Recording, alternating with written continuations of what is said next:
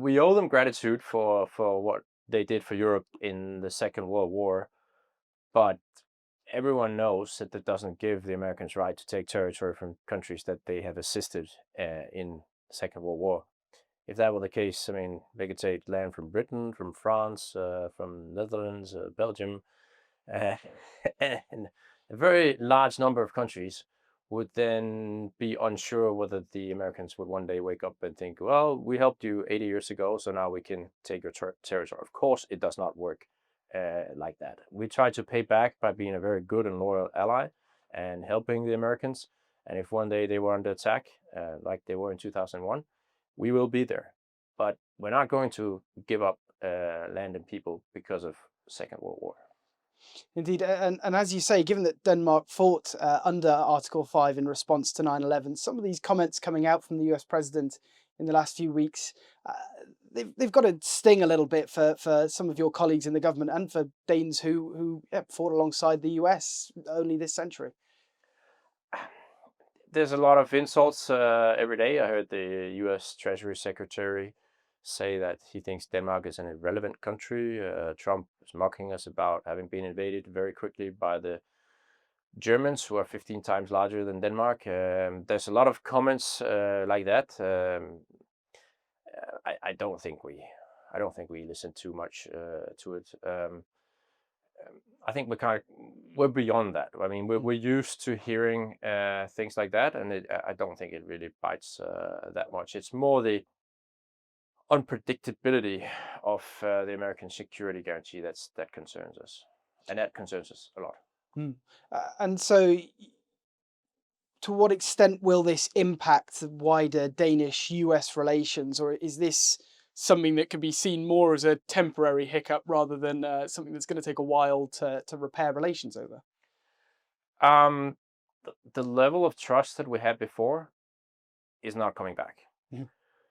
We cannot trust the Americans as we have in the past, where we pretty much put our lives in their hands because we have integrated our defense completely with the Americans. There has been talks in Denmark previously whether we even needed to have a complete defense. I mean, maybe we should just have certain branches of our armed forces. Maybe we could do without submarines. Maybe we could do without a navy, or maybe we could do without an air force, something like that, and just specialize in certain capacities that were then part of the NATO defense. Mhm. That idea is gone.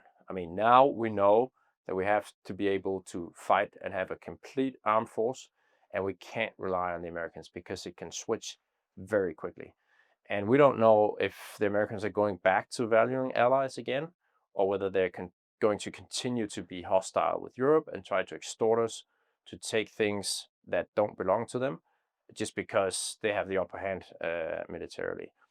And that has big implications for the purchase of American weapons. I mean, can we trust that we can buy American weapons and that will not be used to blackmail us to take Greenland, for example? That's a real concern. And people are talking about this on all levels. We're talking about, I mean, can we get away from American IT systems because they can shut those off and they will do tremendous damage to our country and our society? Can we trust that they will not use that against us? Because they're weaponizing security and they're using security to blackmail us, and that really has large consequences for whether we can cooperate and trade with them. It's not too late to save NATO. I think NATO hopefully will be saved, and we will go back to being allies. But there's so much uncertainty now to whether the Americans would actually help us, or whether they will sometimes be an enemy and try to take something from us. And Danish troops have, of course, been deployed to Greenland in recent weeks. Are those troops going to stay there now, or is that deployment not necessarily relevant to what's been going on in the last few weeks? It's too early to say. It depends on how this situation lands and how it settles. So I can't say right now what the um, threat level will be in Greenland. There's really normally there would be no need to have large standing forces in Greenland, because Greenland is not threatened by an invasion from anyone Hmm. except for the Americans, who have threatened with it in the past month or so. But other than that, it is completely out of the question that Russia would just suddenly launch an invasion of Greenland. If they did that, it would be a war with all of NATO. And Greenland would be a very weird place to start that war, because you don't achieve anything by taking Greenland. You just sit up there and freeze, and you won't achieve anything important militarily. So Greenland isn't worth starting a war with NATO over. And therefore, it is not necessary to have a large army standing ready in Greenland to counter an invasion under normal circumstances. And of course, Denmark's Prime Minister Mette Frederiksen has been in London today speaking to British Prime Minister Keir Starmer. Were you happy to see the level of European support that Denmark got over this issue?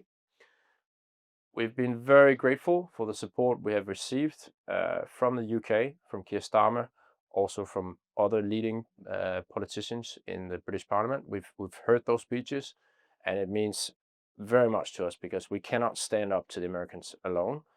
And we do think it is important that you honor your treaties and you help your allies when they are in need. And European countries have shown that they will do that for us, and that's really important, and we're very thankful for that.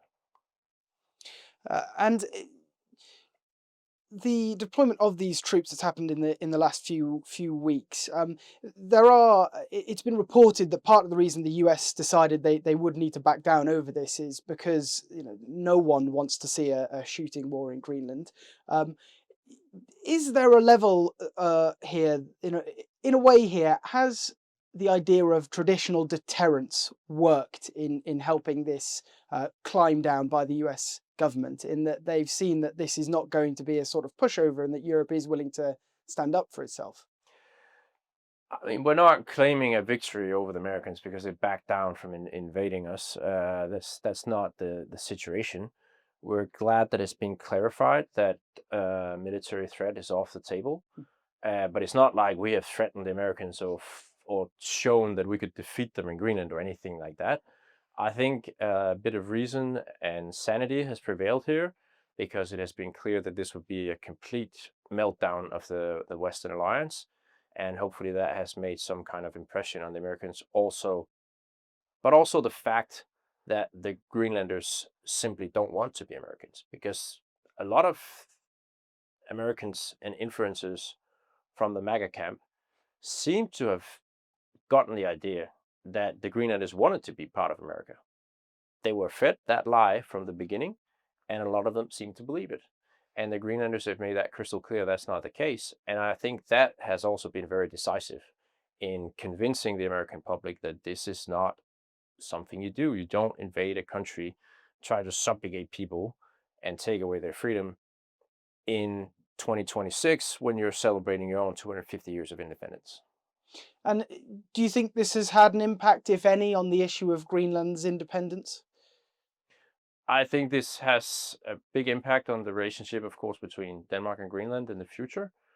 Um, I hope Greenlanders have seen that we care a lot about Greenland, and we're willing to take a confrontation with a world superpower for them to try to help preserve their freedom and their self-determination.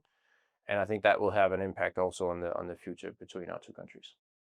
And there's been President Zelensky of Ukraine has been speaking at Davos just before this interview.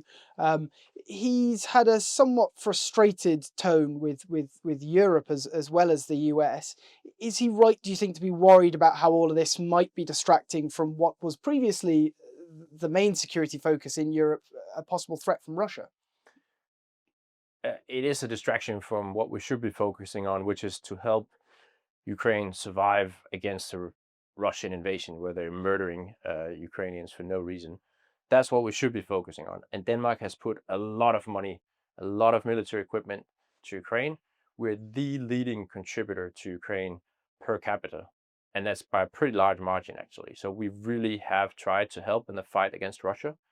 So if you want to be concerned about Russia, you should help Denmark and support us in what we're doing in Ukraine. You shouldn't threaten us in another area so that we have to put troops up there and we have to invest a lot of money up there that wouldn't be necessary if all of this had not happened. So yes, it is a distraction. We don't have infinite money for defense. We're willing to spend a lot, but of course, some of the money and troops that we have to use in Greenland cannot be used to assist Ukraine, and that's of course weakening the fight against Russia.